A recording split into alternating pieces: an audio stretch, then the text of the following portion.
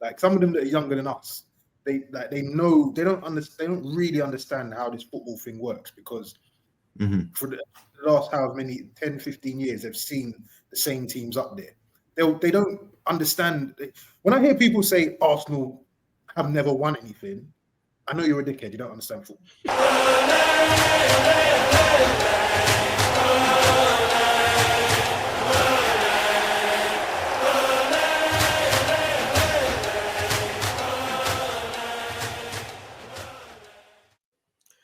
Welcome to another episode of Over the Line, the football debate show by fans for fans. My name is Dave O, and joining me, we got two great gents here. It's Gav and it's Nigel. Gents, welcome. What's happening? Good evening. I'm all right, man. Back so soon, eh? We only just did another episode. What, yesterday? Yeah, it's good stuff, man. Content. Like it's a big day in the world of football. Transfer deadline day. Deals have gone through. Deals are waiting to go through. Some deals may get cancelled. Isaac Guehi, please. Anyway, in saying that, reason we're here today is we're going to do a quick review of the window in general. We're going to do a review of how we feel our team has done in the window, and then we're going to end the show by making predictions on how we feel the Premiership, namely just the top four, how we see that looking. We'll name some relegation teams as well. How's that sound, gents? Let's go. Yeah? All right, good. So, starting off with the transfer window, Gav, I'm going to come to you first on this one, okay? Give me your thoughts on how the transfer window has been in your perspective. I think it's a record number of money spent by teams globally and also in the Premier League as well, I believe. So, Liverpool being the biggest spenders at something like £455 million or something. Absolutely absurd, unprecedented. Gav, on that note, give us your thoughts on the window. It's been crazy, man. It's been a roller coaster. I'm not liking what I've seen since last night and this like today. So, but yeah, credit where credit's due. They've gone out, they've spent their money, they've filled the. I think defensively was where they needed to really strengthen. And if Guehi, that's going to piss me off. I'll be honest with you. Do you rate him that much? Huh? Do you rate him like that? I rate him as an addition in the Liverpool team. I rate him better than I rate, say, Gomez, for instance. And you know what I mean? Like, I think Konate went off injured yesterday, for example. I'm licking my lips when I see stuff like that. Like, it's what we need. We need a bit of luck like that, basically. If they get Guehi, like a lot of what I thought would happen with them probably won't happen. I think he fixes a lot of their problems. You think he gets in at 11? I'd put him in the way Konate's been. He done all right yesterday, but if I'm him, I'm looking at him thinking, yeah, I can get in there, definitely. And I think he must have been. I don't believe this whole thing of you're promised to start in the like a starting position or whatever.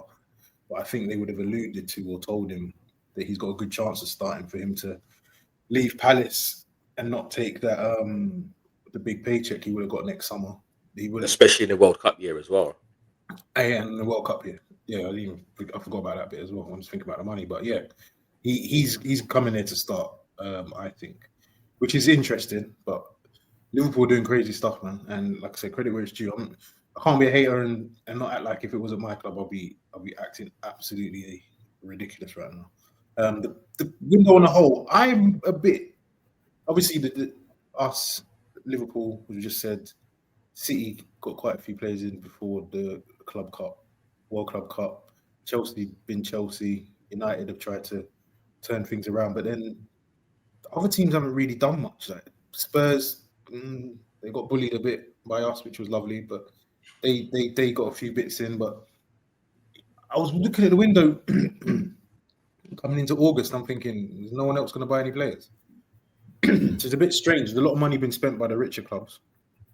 Maybe it's the impact of the Champions League and what the owners can see that potential is. So they're going all out. It's actually what Nigel pointed out, and I did a bit more research on the 3-year cycle.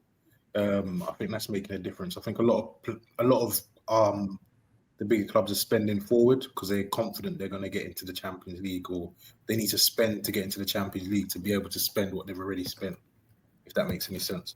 But yeah, I think it was massive for the big teams. But if I'm supporting, say, a Crystal Palace, that you just gone and won your first trophy in lifetime, what, all their fans?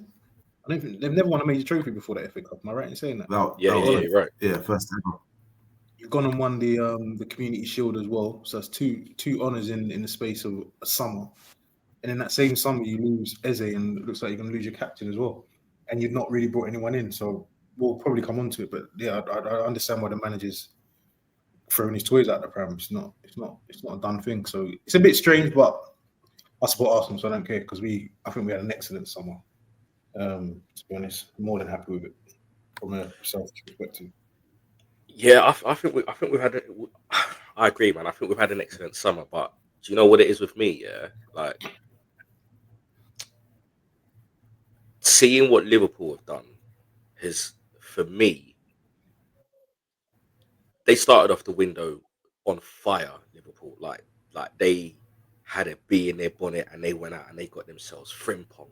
They went and got Kirkes. They went and got like just players in. Yeah, part of what you were saying, I don't know how accurate this is, but I think the source was pretty good. I heard it, but I can't remember where it was. But I remember thinking, like, you know what you're talking about. Liverpool, their financial year starts or ends in May or June. They move theirs forward to be able to move quicker than everyone else, which is obviously they know what they're doing up there. They know what they're doing up there, so which is why they come out all guns blazing. Everyone's like, "Oh my god!"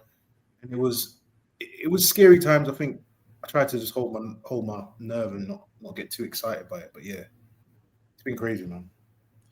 Yeah, so like I was saying, you know, they've had such a blistering start in the window, and then it was like, what's everyone else going to do? And then we took a while to start getting our signings in. Like, you know, we signed Zubimendi in January, and then we signed him in April, and then we signed him in May, and then we signed him in June, and you know, so on and so forth. So by the time we'd actually announced that signing, a bit of the gloss and excitement had kind of gone away. You know, it's what we do as a club, man. We take so long to announce these things that we just stop being excited by the time it's done. But then we brought in, you know, the Maduekis, the Keppers, the Gyokereses, and you know, our window started picking up, and you know, Liverpool still, you know, haggling over the Isak deal, and you know, is it going to happen? Is it not going to happen? And then we get Eze in, and I'm thinking, rah, like we have had such a good window, and I'm hyped. And then these last 24 hours where it's looking like they're going to get the Isak, they're going to get the Guehi, after beating us as well and sitting top of the tree as champions. Yeah, it's like man, like I was saying to people in a WhatsApp chat how Liverpool are threatening to turn this league into like League On or Bundesliga, where you just know the writings on the wall straight off the bat, and it's a case of everyone's fighting for that second spot. And I really hope that it doesn't work out that way, because football is played on the pitch, not on paper. But on paper, they just look so damn strong. It's almost demoralizing, you know. So, I mean, how do you think managers are looking at it? How do you think managers looking at it completely different? Like, they're completely different, because every manager, realistically, is going to have the utmost confidence in their squad. So Maresca is going to feel that his side can make a run for that title. Arteta surely is going to feel like his side can make a run for that title. You know, Thomas Frank, deluded or not, he's going to feel that way. Pep's going to feel that way. I don't know what Amiram's going to feel. Now you can enlighten us on this, but I say all of that to say that I think players and managers look at it completely different. People in the football world look at it completely differently to how we as fans look at it. However, we as fans are the vocal ones, and it's been proven that a lot of what we say does seep through to the players, does seep through to the managers. So if we're sitting here demoralised, oh my God, Liverpool this, Liverpool that, you best believe their players are feeling that energy and being pumped up by, you know, everyone's running scared. So let's see firstly how they fit them all in together, and let's see how teams start approaching matches against Liverpool. Are they going to be sitting back and, you know, when City were that all conquering City oh my God, if we walk away conceding 3 goals or less, I'm happy. Is it going to be the same with Liverpool? Let's see. Sorry to cut in, but breaking news: Guait's off. Romano's Lord just put it Jesus. out. Despite the medical done, the deal sheet submitted, Crystal Palace don't approve the move following Igor deal off. Guahi stays at Oh, Crystal Palace. We needed that. Lord, we needed that. We needed We that. needed that. We needed that. Nige, have a look, mate. We needed that. Oh my goodness. Thank you, Lord Jesus. And any other, to who, those of you who pray to anything else, thank them as well. Oh, Gav, is that for real? You trolling? No. Check No, Romano. it's collapsed. Check Romano. Everyone is everywhere. Wonderful. Who's Must have, Igor? just as we hit. I don't know. Eagles, the centre back they tried to sign, but that deal fell through. Is he the one that they tried to sign? He said he wants to go West Ham. Is it that one? I believe so. Yeah. For me, everyone's got their own opinions, but for me, that was a bigger deal for them than Isak. They don't struggle scoring goals. That's what, exactly. I said that before. They don't struggle scoring goals. It's keeping it at the other end. I'm not annoyed that we conceded against Liverpool yesterday. I'm annoyed that we didn't score against them. That's what. Actually, and it makes sense. Yeah. Actually, it was your game that convinced me that actually they do need Isak. I was of the opinion of you until I saw that game unfold before my eyes. And you know this dominance that you're speaking of, Sil. They 2 years max until Salah can't do Salah things anymore, and I think you're starting to see it this season. He's a big. I think he's off to Saudi in the summer anyway. Season. Yeah, so I think no matter who they bring in, even Isak, once Salah goes or can't do the things he used to do anymore, it's going to level the playing field. He's a special. 100%. How many times did he pull them out of nothing? He won the league last season. I was thinking, are they not building for that transition? But I hear what you're saying. Yeah, but this is Salah. I'm not saying that. You know how you're saying out of sight. I'm saying the way you were speaking, and saying that Liverpool will be unbeatable and stuff like that. No, that won't be the case when Salah leaves and his power will start to wane. You'll see it will level the playing field. So, Nige, give us your take on the transfer window so far, and talk a little bit about how you feel your club has done. If Guehi went to Liverpool, I was going to say they won the transfer window. Now, without that, I actually think Arsenal win the transfer window. Why? I think that Eze transfer changed everything. If you didn't get Eze, then I would. Then nah. But I think you have strengthened. I think you over-strengthened in defense. But anyway, I think you strengthened everywhere you needed to strengthen. Everything that, as a fan, when you're watching it and you're looking and thinking, why can't he see that? I think this season is this summer, it was the first time I've actually seen Arteta address issues in the squad that no matter how it came across, no matter how Eze deal happened, at the end of the day, you got it done. And these were gaping holes in your squad that needed to be plugged, and you have done that. If Liverpool, Guehi would have gone straight into that Liverpool team, World Cup here, he would have performed. They would have won the league. Without that, now it means they've got that liability in defense that any team can target, and it'll be high scoring goals apart from your game involving them, and it'll be very entertaining to watch Liverpool. So I think you want the transfer window. I think Liverpool the second. And then I think everyone else is a bit much of a muchness, to be honest, in terms of like who outperformed who. And then I think Newcastle did well to rebound after.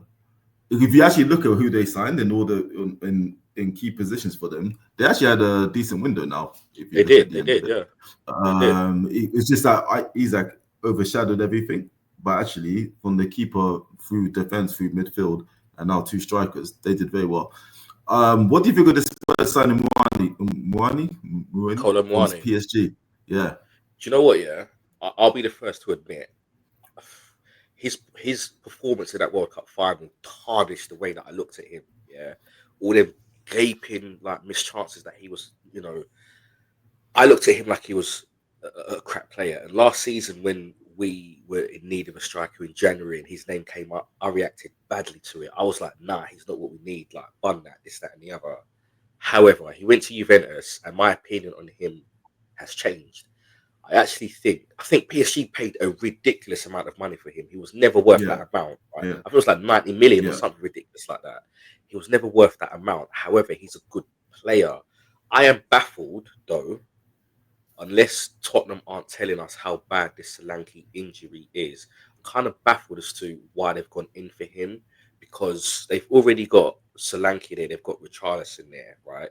They only play with one striker up top. Kolo Muani isn't really the sort of guy that wants to be coming in and playing second fiddle to anyone, right? Especially at Tottenham, right? But then it's Richarlison, I know there were whispers about them trying to offload him to Palace to get Eze, this, that, and the other. So just how much does Frank really rate this guy? But you've now got a situation where Tottenham have 3 first-team senior strikers vying for one position. It's going to be interesting to see how that dynamic works. It's a good signing for them, just as Xavi Simons is a good signing for them. But let's not pretend like Xavi Simons was not probably their 4th or 5th choice attacking midfielder after they got mugged off with Gibbs White, mugged off with Eze. I believe, they've signed Kudu, so he was ahead of Xavi Simons. And then I believe they tried to go for Savinho, got mugged off there as well. So, yeah, I mean, Tottenham have had a good window. Kolo Muani is an interesting signing. I'm just interested to see the dynamics of how that works with the system that they play, this one up top, and it's only ever one up top. But you've got Richarlison, Solanke, and Kolo Muani now fighting for that position. So we'll see. I hope it explodes in their face, mate, and they have a bit of a stinker time trying to keep these players happy. But I would say that as an Arsenal fan. What about United? I don't think all it's Man United. I'm happy with the window. I'm happy with the front three that we signed. I think it strengthens us 5-fold over what we had previously. I'm happy that we got a keeper in. I'm not sure if he'll be a starter or we're going to bed him in. I think it's a whole different league playing in the Premier League against these top strikers. I know his stats look great in Belgium, but it's Belgium.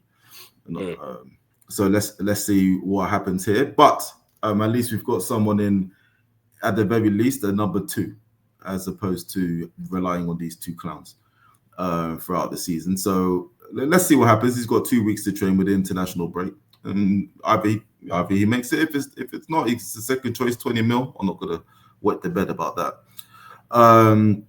We couldn't do everything that we needed to do in one transfer window. I mean, honestly, I've been hearing a lot of fans, and they wanted us to rip out the midfield, rip out the attack, rip out the goalkeeper in one window with the financial strain that we have.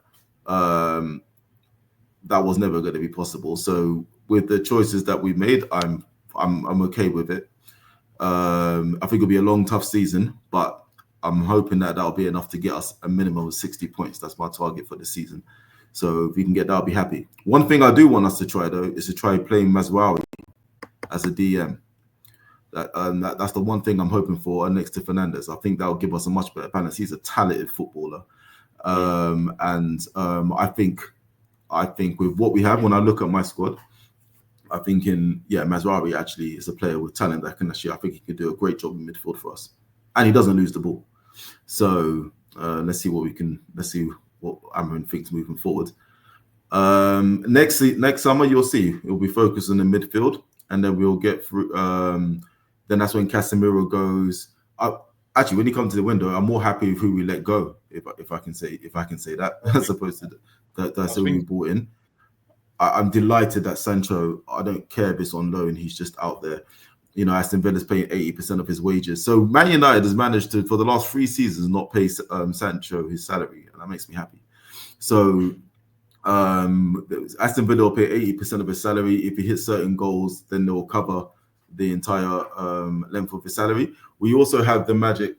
Actually, I don't even want to say this, but we also have the option to extend his contract. So if Aston Villa, if he does smash it a bit and they want to sign him, apparently the talk is that we can activate that 1 year extension and then get a little fee for him. But for me, I would just cut the losses and Is this his put that last one to bed. Is this his last year? His last year, but he got a 1 year extension, club decision. Yeah, so we can activate that to get a fee if we want. But I hope we don't, because we did that in previous years with Martial and Phil Jones trying to get a fee and it never happened. Let's just learn the lessons of the past. The people who made those decisions or given them those contracts are no longer at the club. So all the football instructor hierarchy decision makers have all changed. Those kind of decisions won't happen again, and we move forward. I'm also happy that Garnacho's gone to Chelsea. I'm glad that Anthony's gone to Betis, although he wasn't Anthony. He kept his mouth shut. He just wasn't good enough to play for us. But I'm glad that he's gone over to Betis, and I think a 50% sell-on clause. So if he does smash it and they do sell him, then we'll get something 50%. Yeah. So if he does smash it, then hopefully we can make a little something to get that closer to 40 million total as a package, and I think that'll be very good business. So everyone we sold is around the 40 million mark. Højlund's gone. He's gone to Napoli again. That'll be, I think they paid a 6 million low fee and 43 million if he's successful, and is easily attainable because all they have to do is qualify for the Champions League, and he has to play a certain amount of games. And considering they got De Bruyne, the mighty McTominay, and their current Serie A champions, they should easily be able to get Champions League positions for that. So that should be guaranteed money. And then hopefully Rashford makes his 40 million deal to Barcelona permanent. And then we can finally close the chapter and move on. Oh, and then hopefully Bayern Day goes to Turkey because the Turkey window is still open. And hopefully Martial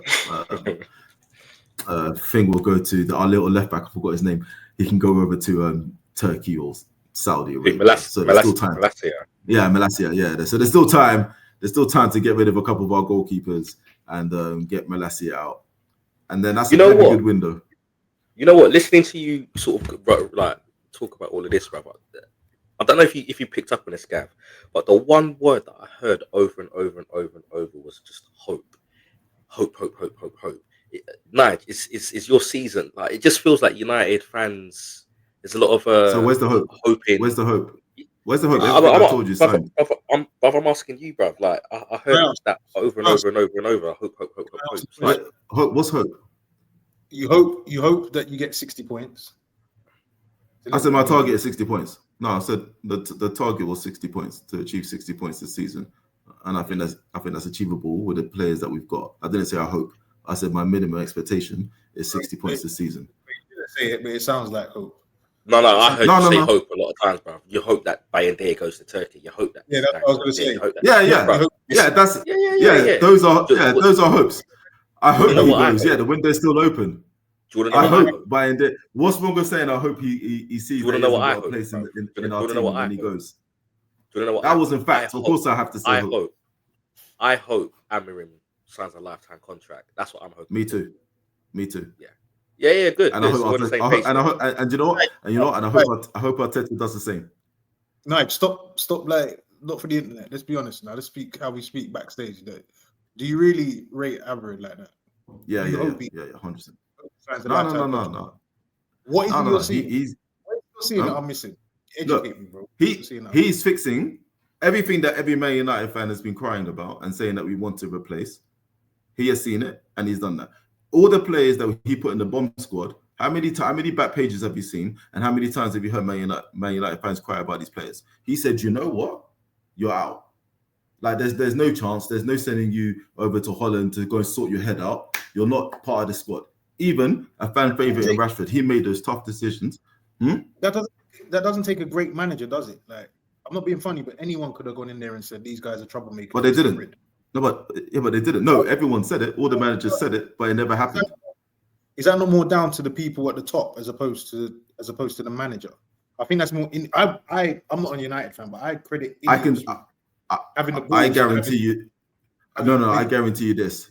No one at Ineos said to Amorim, announce that you got a bomb squad and you don't want certain players to play because it will devalue the player. I can guarantee you that's the last thing they wanted him to do. Do with it. What my point is that if I look to a manager I'm not looking to a manager to get rid of my players for me. Like that's not. I'm looking to a manager to get us past Grimsby because you finished 15th and now we're playing early in the League Cup.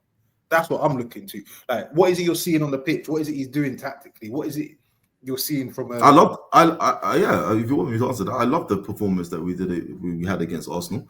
I love the first half against Fulham, and it clearly showed that they started to overrun our midfield, and we all know that midfield is an issue. If I was to speak with him, I'll say I don't understand why don't you want to play free in the middle? Like, why are you so wedded to your system? If I was going to ask him any other question, any question other than that. But aside from that, the players that he picks more often than not, I don't have any issues with it. And he dropped the honor, which other managers previously wouldn't have done so. And you have to remember, he didn't bring in these players that you think are rubbish and that can't run in midfield. He didn't bring them in. So if he had bought Casemiro, if he had bought Mason Mount and all these players, then we can have a discussion. But every single player that he's bought. My only problem with that is that I had to sit and listen to people like Rio Ferdinand and your boy Cyril tell me how much better a season these guys had than Arsenal with those same players. These players were lauded, and Man United were the thing. Like the FA Cup and the League Cup, we won these. So now a new manager's come in, and we need to get rid of them. But you boys were all telling us how great a season you had. I don't. No, but I don't want to. I know after the defeat to Grimsby, I can imagine why some people are so upset. But I understand there's a much bigger job at play, and I understand that we were rotten club, the culture, everything from top to bottom, and it needs rebuilding. And anyone who thinks that can happen overnight is deluded. Okay, so and again, fan base though. Every single I hear it too, but every single player that he's brought in, I think, are an upgrade on what we had previously. I also think that if the worst were to happen and we were to get rid of him, you can easily switch all these players into a 4-3-3 or whatever formation the new manager wants to play. So he's not buying players, and he hasn't done the previous thing of going back and buying players that you've worked with previously, and they're buying for the future. All our players are young and talented, and we're going to be in a better position after this manager for the first time than any other manager that we had previously, and this I'm excited for. I hear what you're saying. I think I've stopped looking at football like that. So the same way I won't credit Arteta for this window. I think he has a say in it. So we hear the story, how true it is of Eze making a phone call, etc. But I can't sit here and say, oh yeah, that was a great window for Amarin, and then give Bert all the credit for our window, if you know what I mean. Like even with Zubimendi, as much as I think Edu sort of got to his ceiling with us, he and his team is the reason why Zubimendi's there, in my opinion. I think that's a bit unfair. Arteta had something to do. Arteta had I think. Let me rephrase myself. Let me reposition that slightly. I think the manager has a part to play in it, but I think Ineos on a whole have a lot more to do with the transfer window than you may. It sounds like you're giving them credit for. I don't give it all. I don't think Amarin's bought in the front three. Amarin's done this. Amarin's done that. I just don't look at football. Oh no! It's a team, so you're right in that. Anyway, it should never be down to one manager again. Those days are gone. And when we did follow that route with Ten Hag and Jose Mourinho and Ole Gunnar Solskjaer, that's how we got these dud signings. No, there's a committee, and like you said, they'll speak with him, but they are buying players that they believe will fit into Amram's system. So obviously Amram has a say. Yeah, but it's a team that does it, which is how it should be. I look at the other. I think they're buying players for the club and I completely agree with you what you're saying, that they're buying players. They're like, okay, cool, you want to play this formation, but they can also do what the next manager's like, and they probably even know who they want their next manager to be and know what he. Do you know what I mean? That's how I look at it, because I was told by a United fan that Nana was the perfect player for Ten Hag's system and blah blah. Yeah. It didn't make sense. But now you. But just on your Arteta thing, I think I think when you're speaking to a player and say, "Do you want to play for Arsenal?" I do think they look at Arteta and say, "I want to play for him." Right? Yeah. I think I think no, I do think the manager plays a big role because they do look at the club and say, "Okay, I'm going to play under this manager. Can I get it? Do I like the way he plays?" So I do think the manager has a massive say, and when they play a top player anyway. I think it's more from what, and I can only really, I'm Arsenal fan. I'm obsessed with the team. I think based on the window that's just gone, I think it's more a case of, a player will look at it and be like, yeah, I want to go over there. I like what's going on over there, as opposed to Arteta giving a list of players he wants and then them going out and buying them. I don't think that happens. I think he got presented. I don't think that happens anymore. I think he got presented with Eze, for example, as, oh yeah, like Burton might have gone out and does whatever he does, finds out the information and was like, what do you think of this guy? And then you've got, I think Arteta even come out and said he done his research on Eze as a person with the likes of Declan Rice. And then they went and did the deal. So I don't think it was a case of window open and Arteta was like, go and get Eze. I don't think that was ever on his agenda. No, yeah. And I don't think it happens like that anymore. And you know this because he wanted Sesko and your management or your committee said no, we're gonna get. So you're right. But I do think that even when that committee approaches a player, they say, "Do you want to play for Arsenal?" They'll be like, "Yeah, I want to play for Arteta. I believe I can win under Arteta." Yeah, the manager has a bit of impact, and he'll make a call if the committee, including Arteta, says this is the player we're going for, and Arteta needs to talk to Zubamendi to get him over the line, which he did. And same with Eze, he had his number and called him. Yeah, that happened definitely. Yeah, but I'm not convinced by it. I was slightly. You almost had me when you got the Sesko deal done. I'm not convinced. I'm too old to think that a team can be great, and that's like a lot of United fans. And I'm not talking about you when I say this, but I think there's a generation of United fans who started supporting United because it was the Fergie era, and you lot dominated, and it was ridiculous. And they know no better. Like some of them that are younger than us, they don't really understand how this football thing works because for the last however many 10, 15 years they've seen the same teams up there. They don't understand. When I hear people say Arsenal have never won anything, I know you're a dickhead. You don't understand football.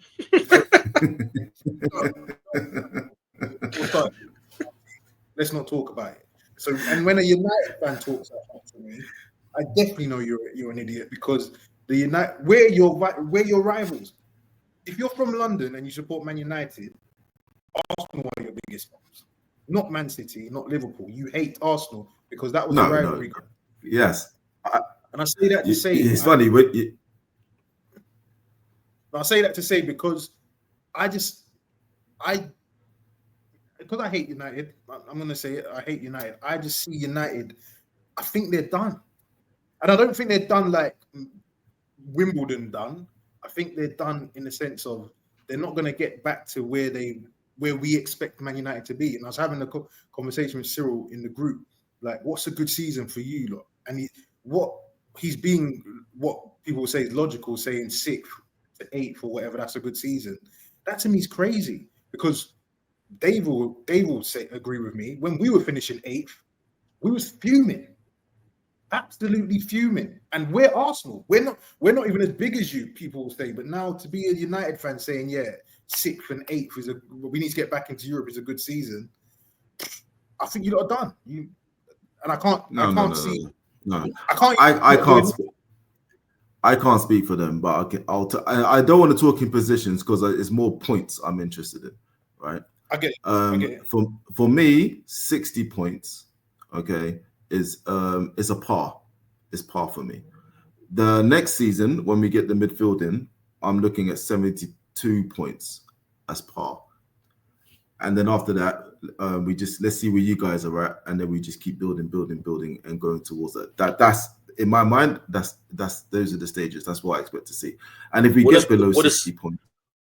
What does 60 points equate to position-wise for you, though? 60 points is about 20 wins. Where does that leave you on the table in your mind?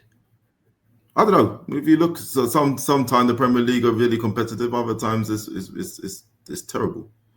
Do you have So if you got 60 points and finished 12th, are you happy? It's points. It's honestly, it's point. Yeah, it's 60 points. So if you guys got 60 points and finished 12th, or you got 55 points but you finished 5th, which season are you happier with? I want 20 wins or whatever's equivalent to 60 points. That's what I want. That's my target for my team. All right. If we get 20 wins in the bag or whatever's equivalent towards 60 points and other teams finish above us this season, I'm fine with that. I want 60 points. Yeah. Next season, I want 72 points. If 72 points means that we finish 17th, so be it. All right. And then after that, that's my part. That's the baseline level. We have to keep going, getting above that. Can I just say so? Can I just say something to you guys about your Champions Leagues and when you're looking at positions? Because we have done that, right? We have done that and got even second place, and we were a dead team. Everyone knew, right? We have been in Champions League and we've been a dead team. We've won trophies and been a dead team. I want to rip it all up. We can't say let's fix this, fix the culture, rip it up, start again, and then start crying at the same time when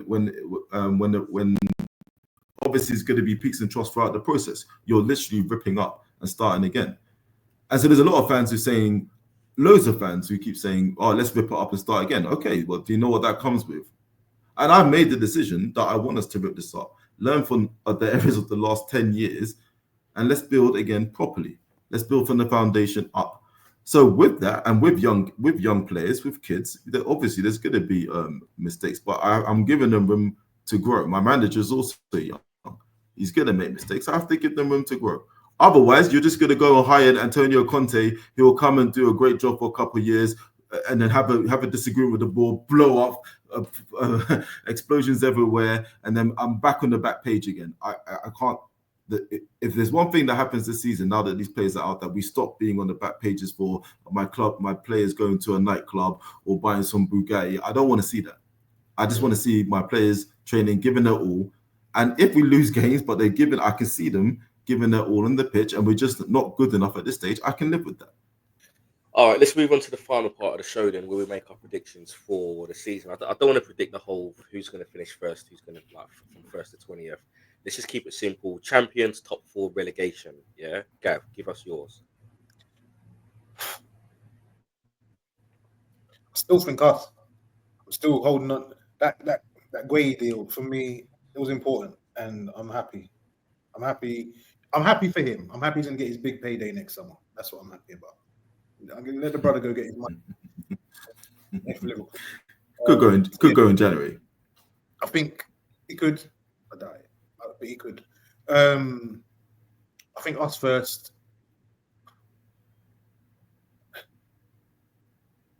I was saying City second a couple of weeks ago, but I think I'm on the Dave. I think I'm on the boat with Dave now. I need to see how they get over the next couple of weeks. I'm confident playing them, and I've not been able to say that about playing City in a while. So I'm confident we can get something out. We need to get something out of that game. I think United can even get something out of the game. I'm not gonna lie, because again, I think United are one of them teams that will be up for that game. So I'm gonna put City 4th, Chelsea 3rd, Liverpool 2nd. That's top. So yeah, I think. What about relegation? West Ham, even though they won at the weekend, which was crazy. I think West Ham will go. Burnley will probably go. I think Sunderland will be safe, so probably Leeds. Okay, Nigel, what's your prediction for champions, top 4, relegation? I think Sunderland will be all right. Let's talk champions. Liverpool top 4, same as Gavin, but with Liverpool champions. Relegation will be Wolves, Burnley. Do you know, I was going to say West Ham. I was convinced it was going to be West Ham, but that performance was really good. And so that was really good. I'm gonna go Leeds for now. I just think, I think it's a long season. But I think Sunderland will stay up. It could be a toss-up of Wolves or West Ham, which is what I said in the first prediction. But yeah, crazy. My prediction, champions. I'm gonna go conservative. I'm gonna say Liverpool. And it's sick because of Isak. Like, I think I predicted when we did this earlier on. I think I predicted us as maybe winning it. But I think that Isak lead is huge. So I'm going to say Liverpool champions, Arsenal second again. Although obviously I'm hoping we can sort of flip that round. Third, I said Chelsea. I'm sticking to that. Fourth, I said Man City. I'm sticking to that. However, I think Tottenham can make noise. I do think Man United can make noise. But the one team that I am expecting to make serious noise is Newcastle. I think Newcastle are going to make a lot of noise this season. I think that's To me, they're my dark horse team for that top 4 push. Newcastle. I think City can drop out. I know, obviously. I think City I think Champions League is now top 5 anyway. So I think that might save City. I think if it's top 4, I would not be shocked to see Newcastle pip City to that 4th place, because I just think City are they're not the same team anymore. Like, I said it at the start of the season or before the season started, people thought I sounded crazy. Like, we're seeing that now. Like, they got back-to-back losses and they haven't looked great in either one. And Rodri's back now. So we'll see. My tip for relegation, I got Wolves going down. I have, despite that win, I got West Ham going down. I think they come across against a Forest team that just weren't on it because, like, Nuno's going. I think West Ham caught them played right. No, but they got 3 goals so late in the game. Like Forest were done by then. So I got Wolves, I got West Ham, and I got Burnley. I think Sunderland and Leeds are gonna stay up, and that is simply because they both look like they're gonna pick up enough points at home. I can't see Jared Bowen allowing that to happen, but let's see. We'll see. It's gonna be fun when windows closed. Yeah. It's gonna be fun, man. So yeah, 2 more hours. Let's see the deal sheets. Imagine Gay's where it's not going. Why are you putting that out there? Bad vibes. Your bad vibes, bro. Right, on that note, I'm going to end the show there. I'm going to thank you guys for joining me. I'm going to thank the viewers for being here through what's about 50 minutes or so of the show. Look forward to the next episode, which is probably going to be after the international break when the fixtures start coming up again. So we're going to give ourselves a little bit of a break. We'll be back after the internationals. Look forward to seeing you on the next episode of Over the Line.